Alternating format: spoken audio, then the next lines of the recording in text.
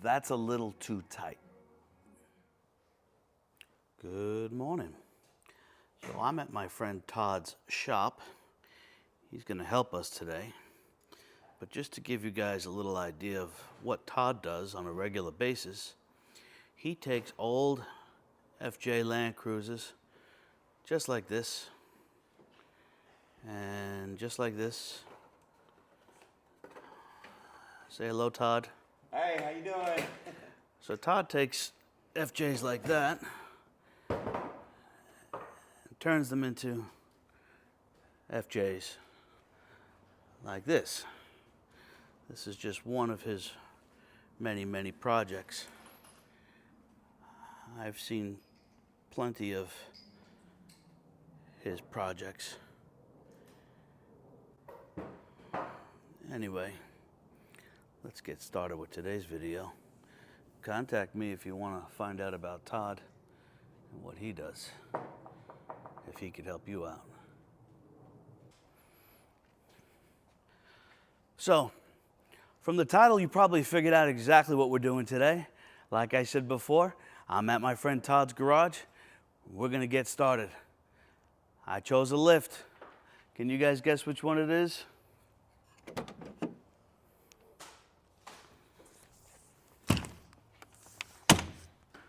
We're going with the Metal Cloak. 3.5-inch bolt-on long arm. Hopefully, everything goes nice and smooth. I've never done a system like this. Todd totally renovates FJs, but he's never really done any mods like this. So, wish us luck. So for those of you that are wondering what shocks I went with, I am getting the Metal Cloak lift, but I did go with the Falcon shocks. I'm gonna open up the box and let you guys see them in 1 minute. The other thing I did want to say is everybody knows that Metal Cloak comes in gold. And although I love the color gold and the way it looks, I did not think that gold would look nice on the bottom of an orange Gladiator. So I spray painted everything. I left the ends, I just taped them up, so you'll see black with gold ends which go inside other components. So I'm not too worried about that. But you'll see this, I'm gonna get this all unboxed and I'll give you a look in just a little bit. So now I did open this when I first received it. Actually, I should say, it was pretty much open when I received it. This box came and it was completely shredded. So I opened it up just to make sure everything was in there and nothing was actually destroyed. But let's take a look at this.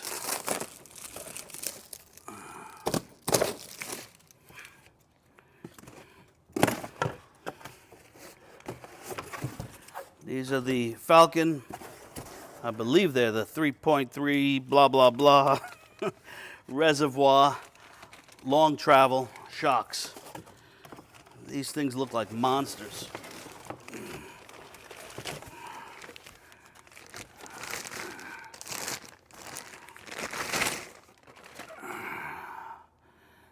There we go. That's a nice looking shock.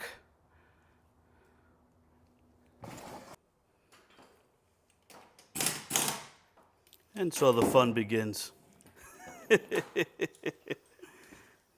Having fun yet? Oh, loving it. Enjoying this cool morning temperature. I don't know if you've noticed I'm a dripping sweat ball already. And I haven't done anything.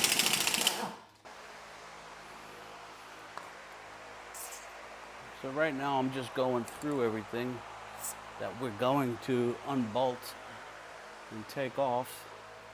Just spraying it down to make sure it comes off easy.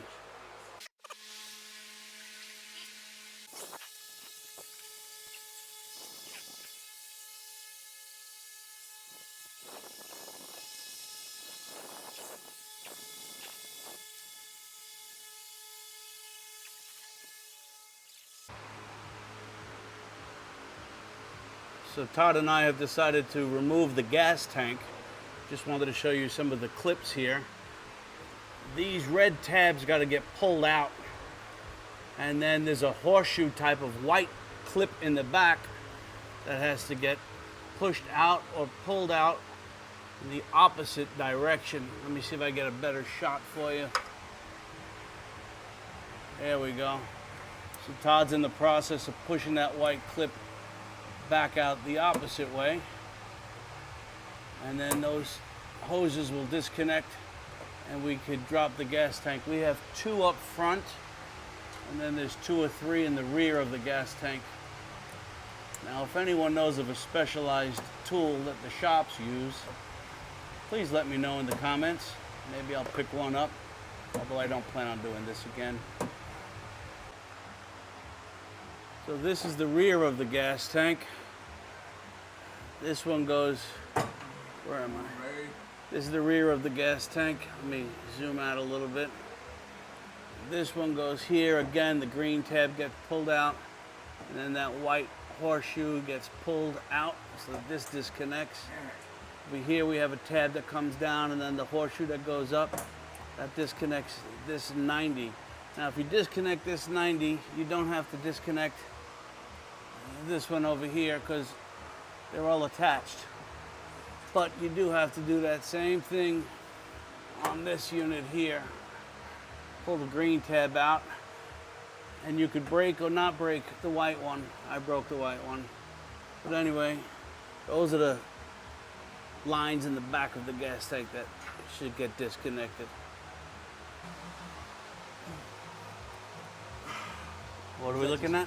This is a belt that goes in a T-strap. I don't know if I'm guessing. Right. This is a belt that goes up and over the gas tank. Might be. But does it loop over anything other than the gas tank? You know what? That lines up with this. No, it doesn't.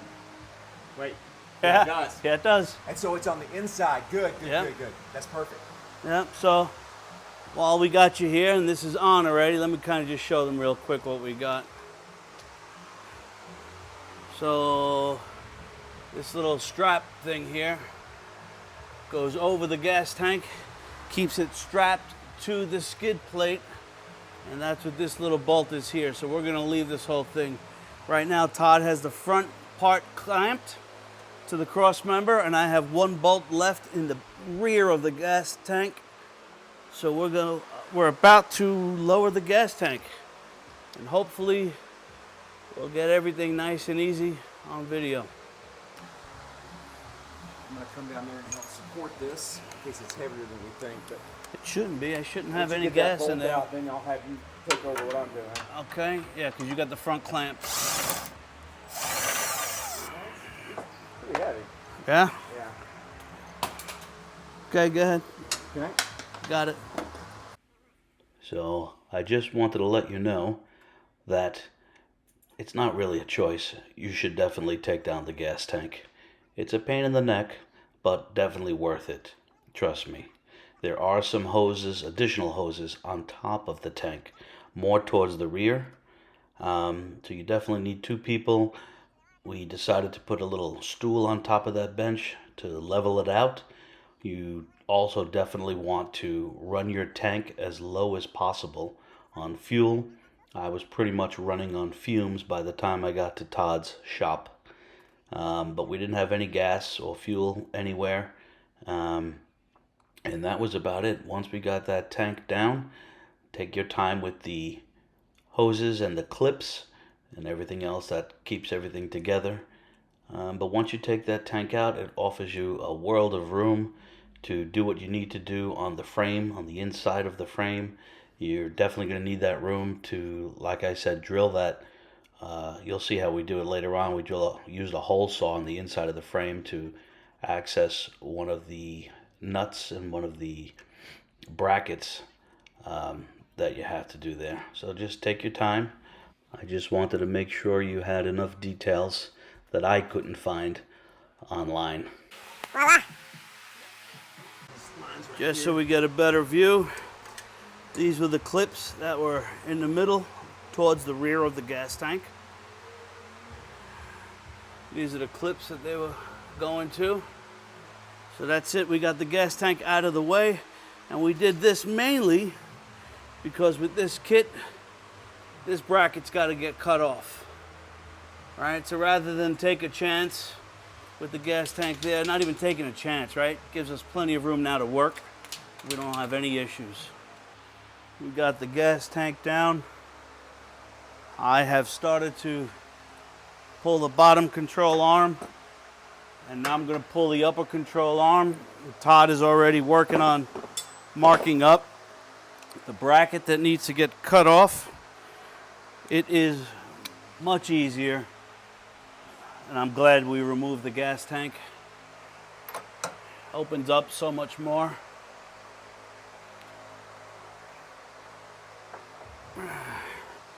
I'm gonna get that convincer that Todd had. Leverage is key.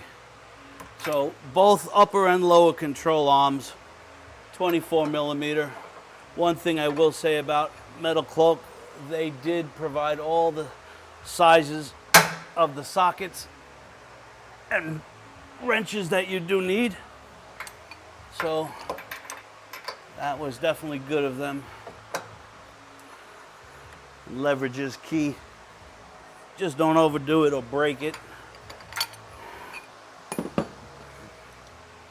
And then this side is 21 millimeter. And you have to get a pair of these goggles. They're so sexy. I'm trying to convince Todd he needs to videotape one of his Toyota renovations or remodels. I don't know if he's camera shy or if he just feels like he's not professional enough. But maybe you guys can convince him to film some of that. I don't have an SD card big enough to hold all that. Takes a little bit of time.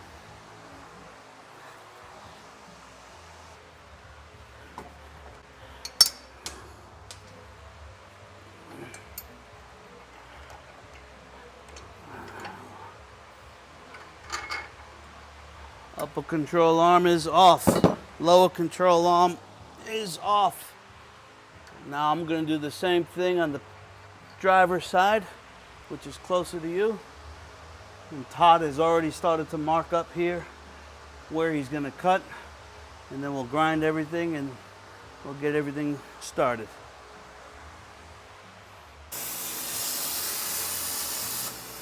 So the cutting has begun. Todd is cutting right through the brackets. You can see it on the other side. Todd was worried I was going to change my mind as soon as he made the first cut. I'm sure you could do this with a grinder, but if you have access to a plasma cutter, that is definitely the way to go. I'm going to step away, but I'll zoom in.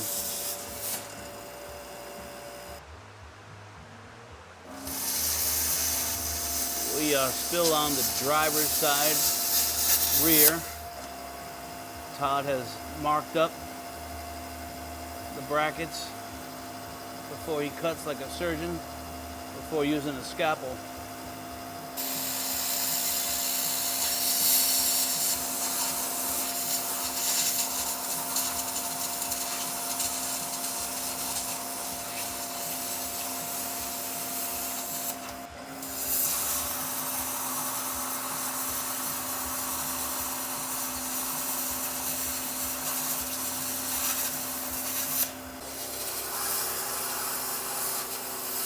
Now this is it.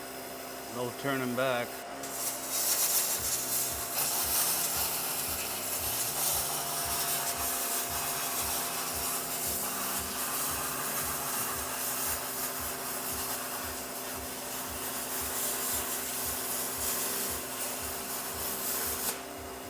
This is just a little update as to what's happening.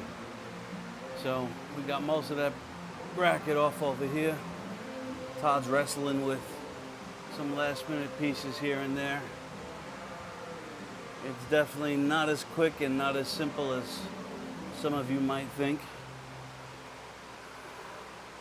I I disconnected the rear drive shaft and just tied it up out of the way right now.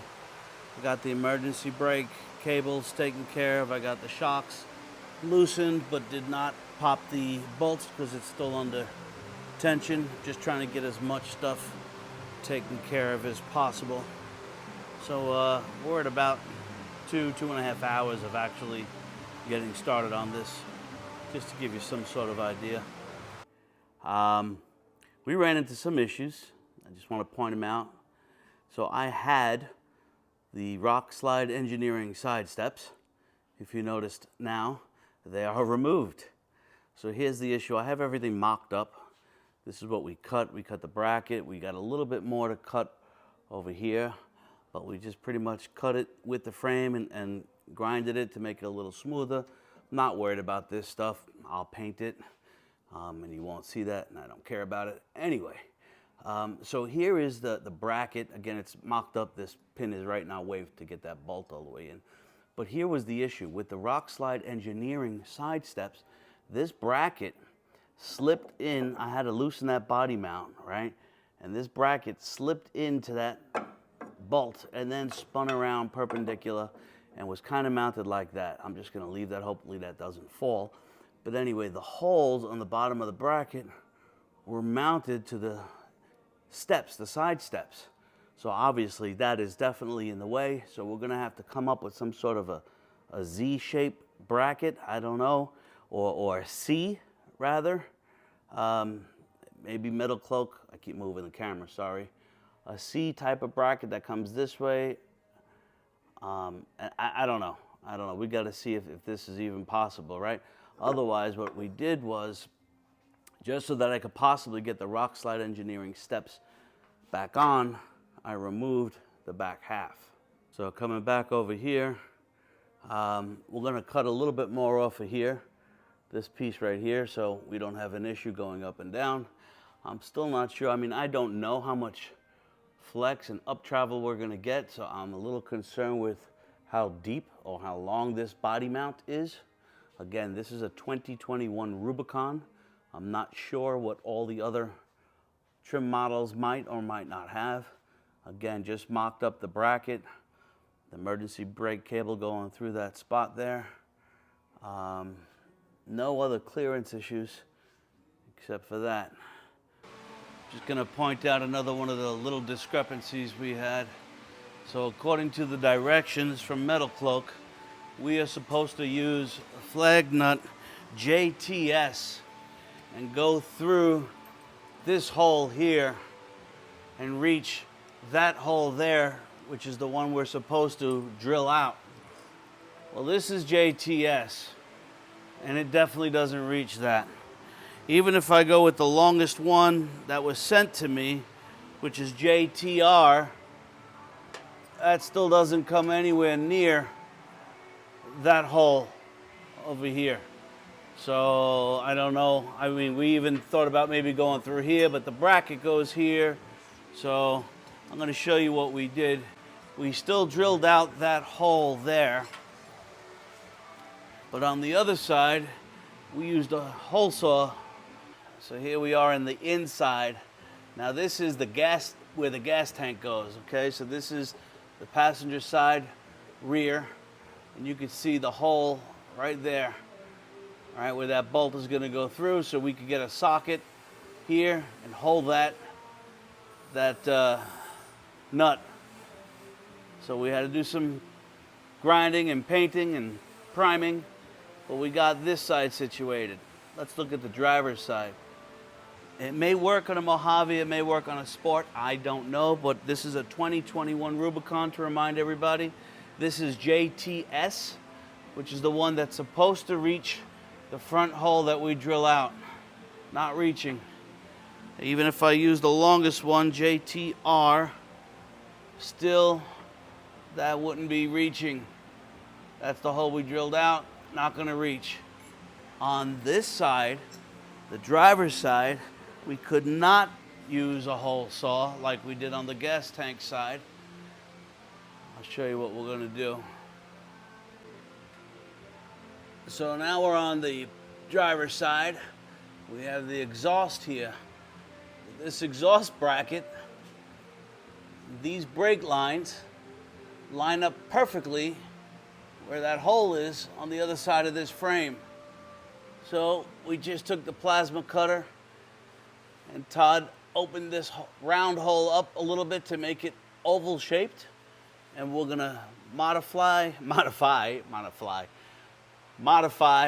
one of the flag nuts and stick it in this going that way and hold the nut against the outside of the wall to hold that nut in place. So a little bit of modifications because of, I guess, this model. But that's it, just to let you guys know what to expect. We did have to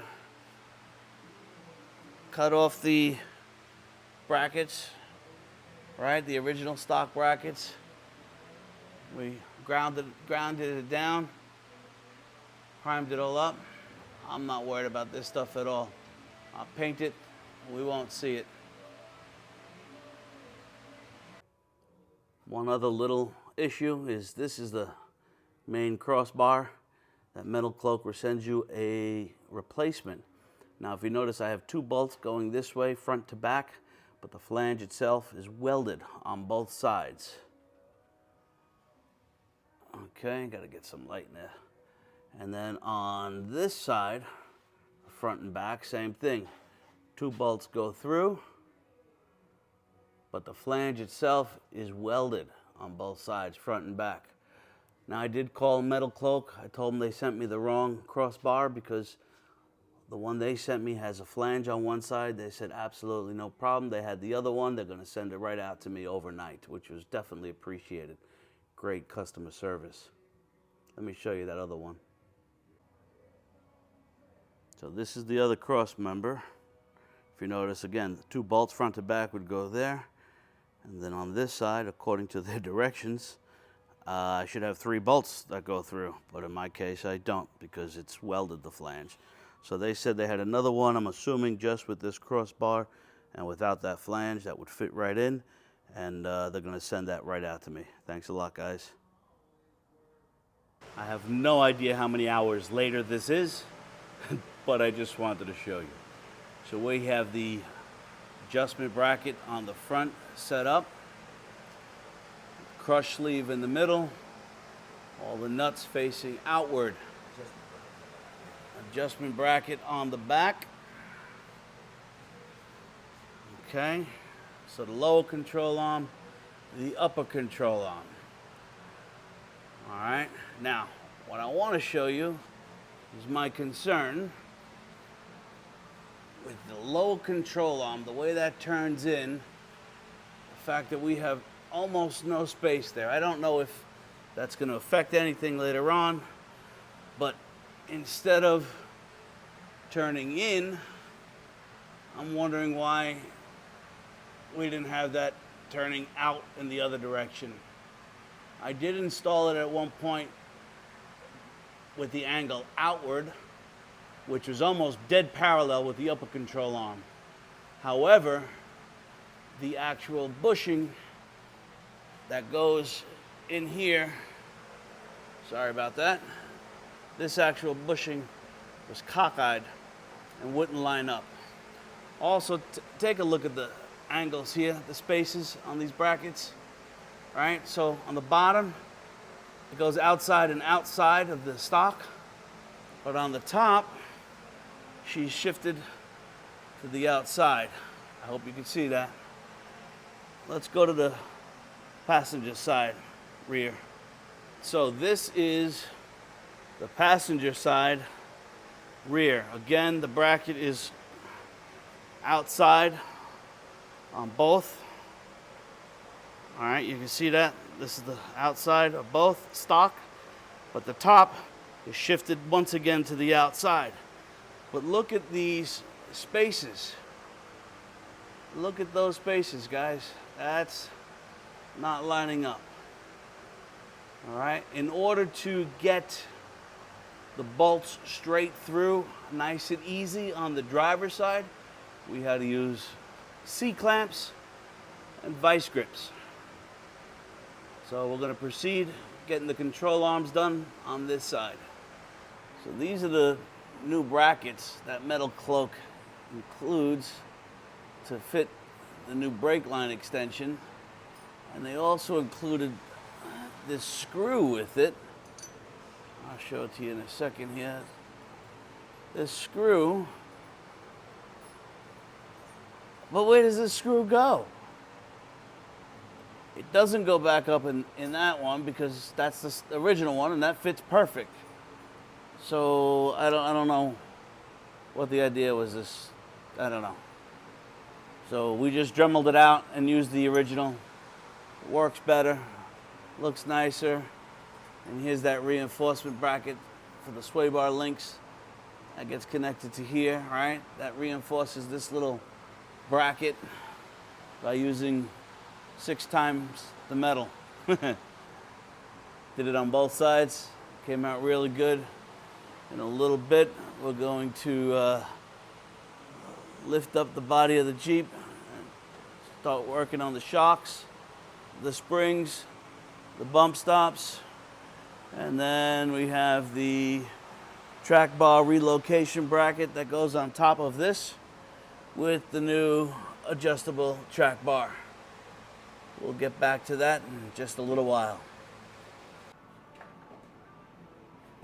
So we got the stock springs out, lowered everything. Todd has got his headlamp on, he's getting ready to do the bump stops. And then we'll get ready to put the new pads in.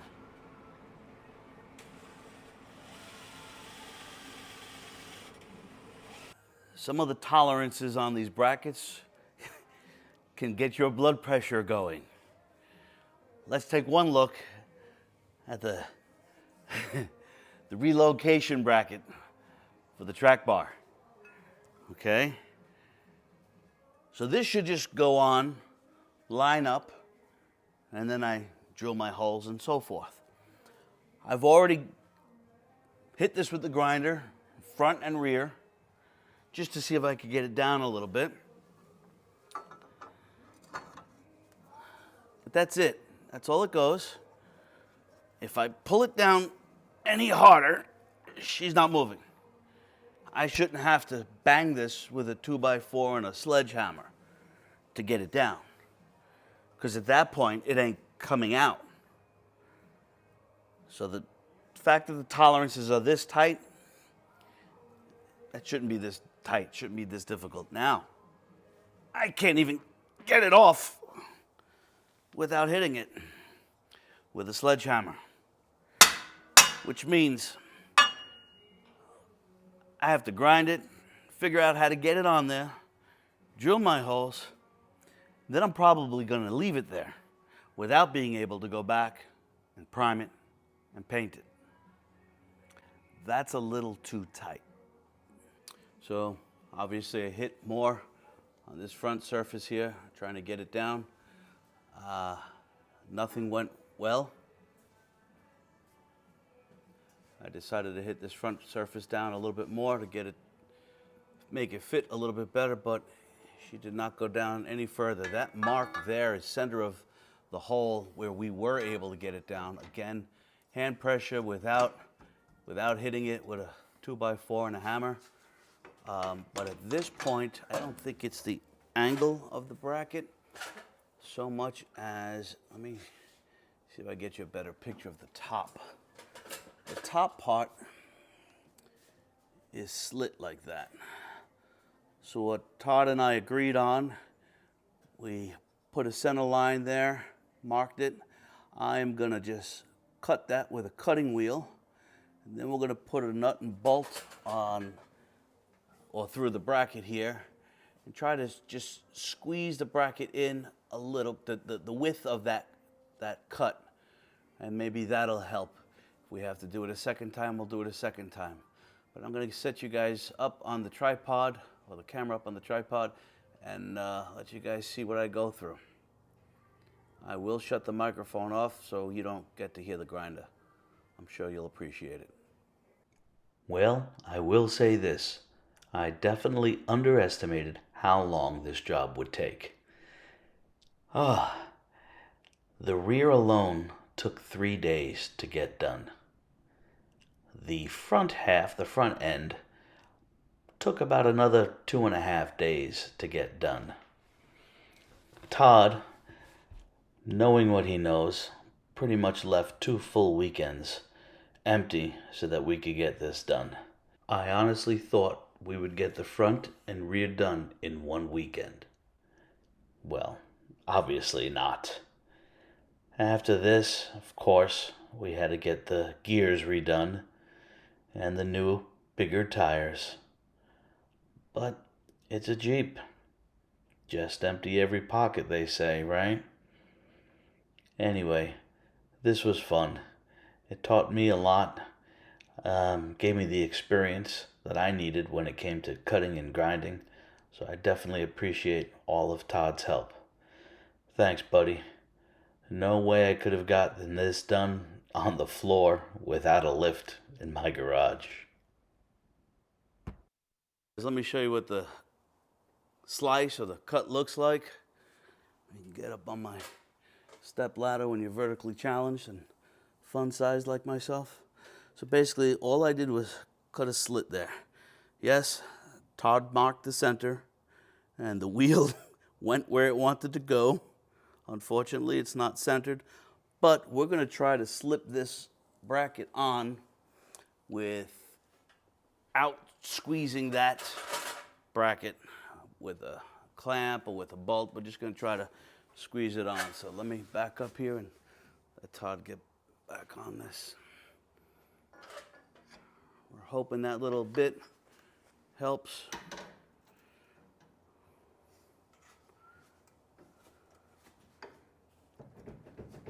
The whole Gladiator is shaking, but it looks like that's all it took. Not really, that's all it took, because we shouldn't have had to do that to begin with, in my opinion, right? But that did solve the problem. But at this point, we could mark the holes.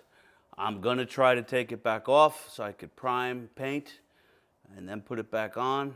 But yeah, in all reality, that definitely should have fit a lot better than it did. The holes are lined up. You can see right through now. So now we'll mark the holes on this side. We'll mark the holes on this side. Get that bolted up, and I'll tell you the final results of what happened after it's done. Just to bring you up to speed as to what's going on, what's happening, we did get the springs in on both sides. We did get the track bar relocation bracket in, finally. That's some serious drilling. All right, again, the tolerances on this is right on the axle there. That plate, that gold plate that's holding the two capture nuts, had to be ground down a little bit in order to clear. So again, those tolerances are very, very close, a little too close. The crush sleeve up in there had to be ground down a little bit also, just to convince it to get into place. And obviously, I painted everything gold. From gold, I painted it black. I thought the gold would clash with the orange. But then we got a beautiful, bright silver bolt and washer. I'm probably going to give this whole thing a quick little psst of black paint. We did get the bump stops in. We're using 3 on each side. We have to do the links and the track bar next. And I'll come back to you guys after that's all done. Well, we got the gas tank mounted back in place, and we discovered something else that either wasn't mentioned in the directions, or for that particular model that they wrote everything with for this bolt-on rear long arm suspension. The 2 gold bolts that you see mounted on the bracket Let me see if I can point them to you. This one and this other one here. Well, they also hold the gas tank. So we didn't realize that till we had the gas tank over our heads and we were trying to lift it into place. Then we realized we had to take off those bolts again. And the gas tank cannot go underneath those brackets because of the way it's configured. I don't know if you can see this here. But that is not flat. The other one is a little bit flatter, but also not flat. So they have to go after the bracket is installed. Just keep that in mind, right? If you ever have to take off that bracket, which you shouldn't because, you know, you're bolting it on. You've already cut off your stock brackets. But if you had to take them off or work on them or do anything, you'd have to drop the gas tank. Again, just something else that wasn't really mentioned. Well, at this point, we are done with the rear.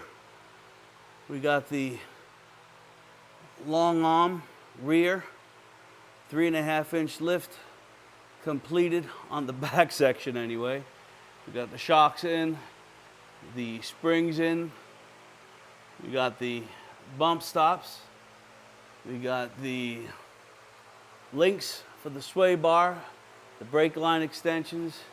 Now, I'm not particularly crazy about the way these links go off the sway bar. If you notice, they both go outward. All right, so it's going out in that direction. It's not perpendicular straight up. Same thing on this side. I mean, I don't know if that's the way they're supposed to be. I can't see any other way of mounting these links. If somebody else has a better idea, please let me know in the comments. But the tops are mounted to the reinforcement brackets. I figured let's do it now before I wait till it cracks. And that's it. We have the control bracket, the control arm there. So everything is done for the rear end. I even extended the breather hose from the axle. This goes up, goes all the way to the front engine bay. This way I don't have to worry about that. All right, next we get started on the front. See you soon.